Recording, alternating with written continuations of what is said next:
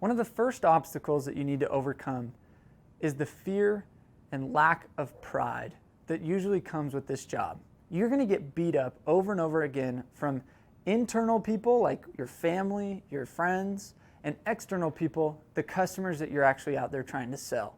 So there's three things that you need to really take pride in. The first one being yourself. Take pride in yourself and actually what you're doing, meaning the vehicle that you're doing, which is knocking doors, is a very honorable thing. Meaning if you can't tell your friends, your family, like, I knock doors and I'm proud to do it because I do it and I know why I do it and I do it well, then you're going to struggle in this job because you're going to try to be the peacekeeper and like hide it and not really feel good about what you do. The second one is your company. Make sure that you're so excited for the company that you're working with and you align your values and morals to what they do. So be excited for the company. Be like, I don't care about all my competitors are out there. Like, I'm stoked to work where I'm at, and I can confidently tell my customers, this is the right place to buy. And the third one is be proud of your product. If you don't believe in what you're selling, that is such a big killer when you're in somebody's home.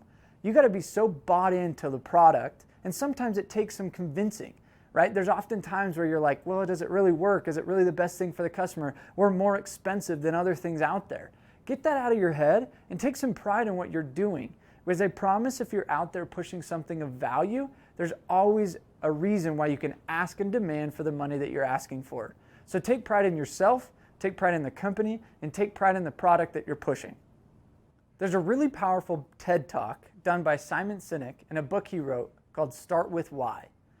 Most often people start with the what. They talk about what I'm doing is, what I'm selling is, but if you start with why, meaning why am I selling this? Why am I doing this? You're going to have a much powerful driver and motivator to maintain and start performing at a higher level.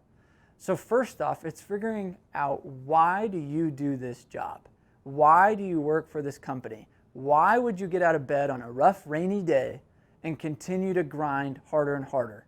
One of my close friends has always said, if your why doesn't make you cry, it's not big enough. So most people will go, well, I just want to make money. A lot of times money isn't the biggest motivator. If we dive down, it might be, you want to provide a better college experience for your kids. You might want to say, I want to pay off my debt so that I don't have so much anxiety that I deal with on a consistent basis. I want to make my parents proud, and I don't want to be that one fourth child that didn't really make it anywhere in my family. Like, there's got to be deeper reasons why you do this. And if you can't figure that out, you're not going to last very long in this job because it is a grind out there. So this why needs to be strong enough to pull you in times of difficult and struggle and the pain that comes with this job. So we're going to do an exercise. I want you to take the next 5 to 15 minutes before you go on to the next video and write down in your journal or on your notes why you're doing this job, why you signed up for this, why you're working with this company, why you're going to work harder than you've ever worked in your life. And I want you to write that down. Take this serious. And if you were really ambitious, you should probably take 2 to 3 hours to do this.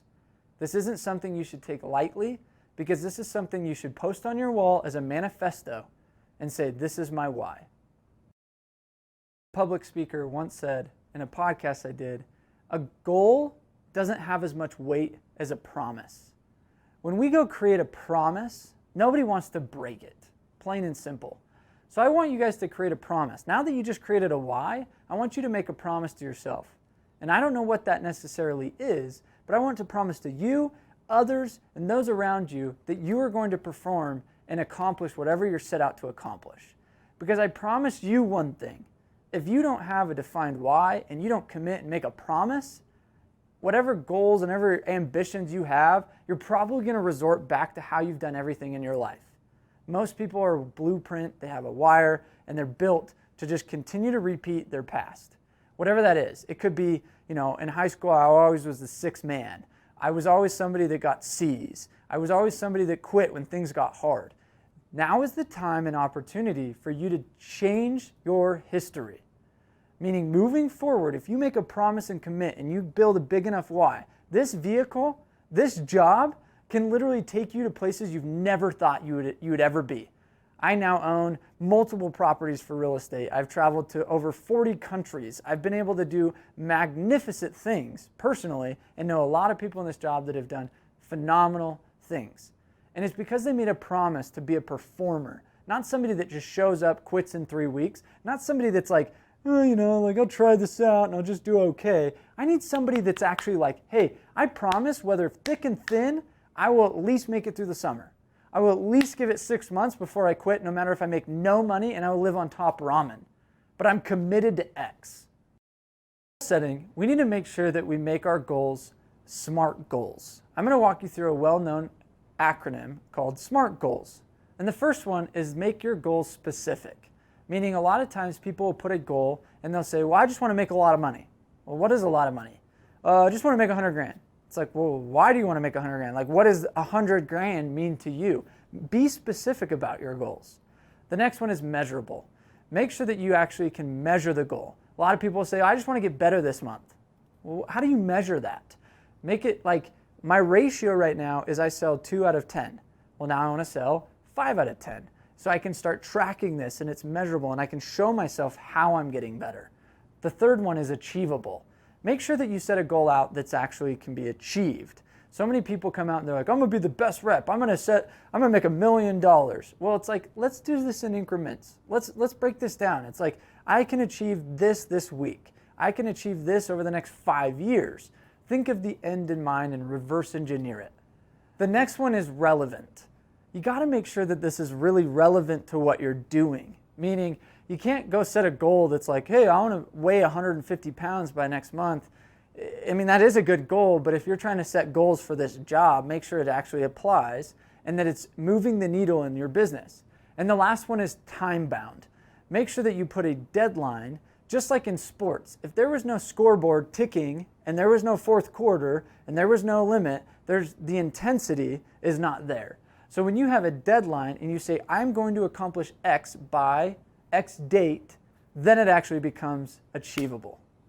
These are SMART goals, and I promise you, if you go and commit to making sure you write it down, you study it every day, you go over these goals, and you make them meaningful to you, you'll become a top performer, and you'll accomplish those.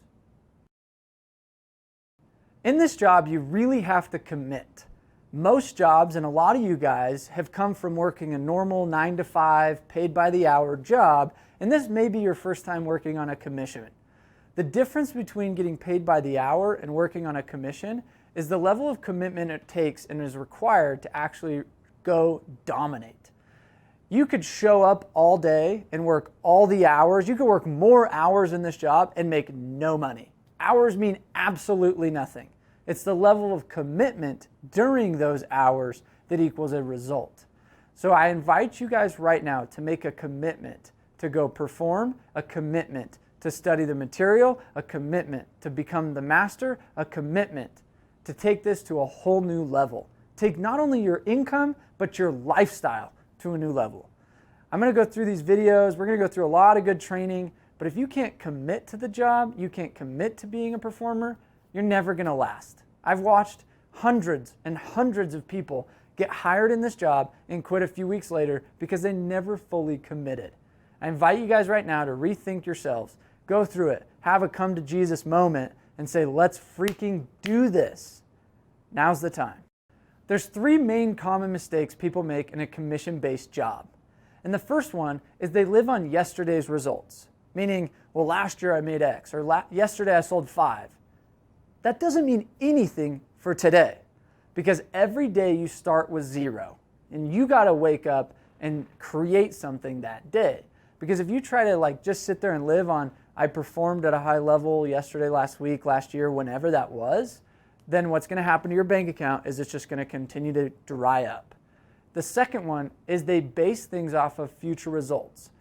I call this commission currency.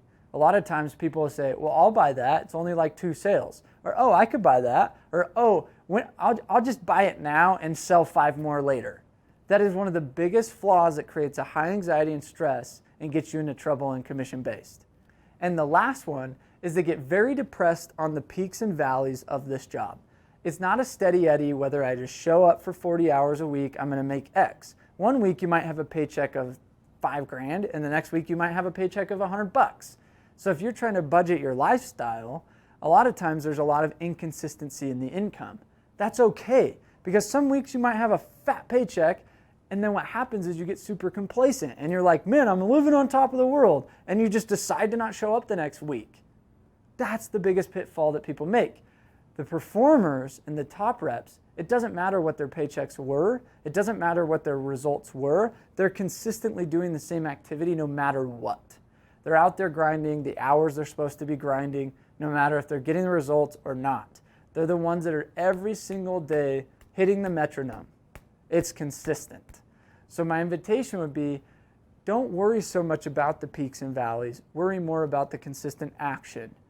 Second one is, don't live on future results. Well, I might as well buy this now because later on. And then the last one is, stop living on the past results. It's today that matters.